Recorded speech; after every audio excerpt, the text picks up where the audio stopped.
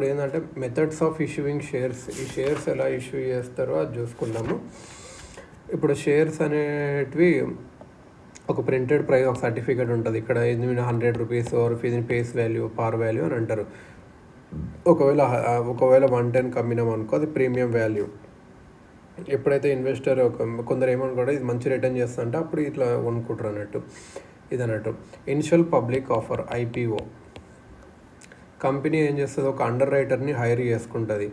ఒక under writer అంటే ఎవరు, మర్చెంట్ బ్యాంక్ కానీ ఇన్వెస్ట్మెంట్ బ్యాంక్ కానీ వాడికి డబ్బులు ఇచ్చి హైర్ చేసుకుంటుంది. ఆ అండర్ రైటర్ ఏం చేస్తాడు, రెడ్ హియరింగ్ ప్రాస్పెక్ట్స్ ఆఫర్ అని సెబీ అప్రూవల్కి ఒక డ్రాఫ్ట్ చేస్తాడు. ఏం చేస్తాడు, red herring prospects PROSPECTUS for SEBI approval.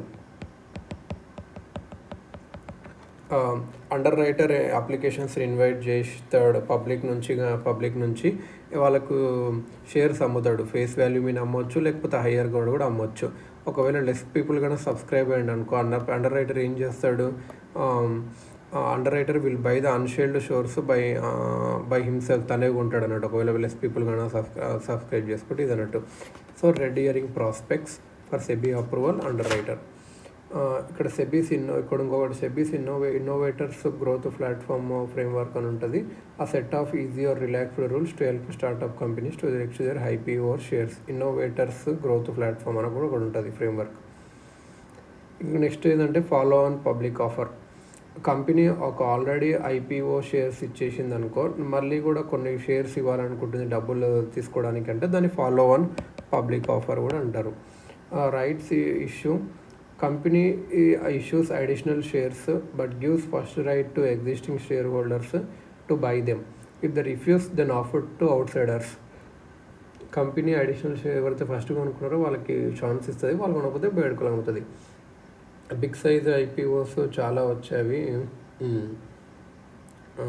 ఇదన్నట్టు. ఇప్పుడు IPO special purpose acquisition company అంటే ఏంటంటే, స్పెషల్ పర్పస్ అక్విజిషన్ కంపెనీ అనేది వాళ్ళకి ఏం ప్రొడక్షన్ ఆఫ్ గుడ్స్ కానీ సర్వీసెస్ కానీ ఏం చేయదు. అదొక labelled shell so it's label shell company or blank check company కూడా అనొచ్చు. ఇది ఓన్లీ ఎందుకు అంటుందంటే share capital to acquire share or equity capital from public through initial public offering and use that money to buy or other.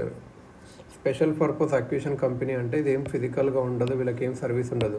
Special purpose acquisition company వీళ్ళు just ఏం చేస్తారంటే money public నుంచి తీసుకొని వాళ్ళకి షేర్స్ ఇచ్చి వేరే కంపెనీని అక్వైర్ చేస్తారు. ఒకవేళ అక్విజిషన్ 2 years లోపు అయిపోతే అది దాన్ని డీలిస్ట్ చేసి మనీ ఇన్వెస్టర్స్కి ఇస్తుంది. ఇది అన్నట్టు ఇదేంది స్పెషల్ పర్పస్ అక్విజిషన్ కంపెనీ. ఇంకోటి ఇక్కడ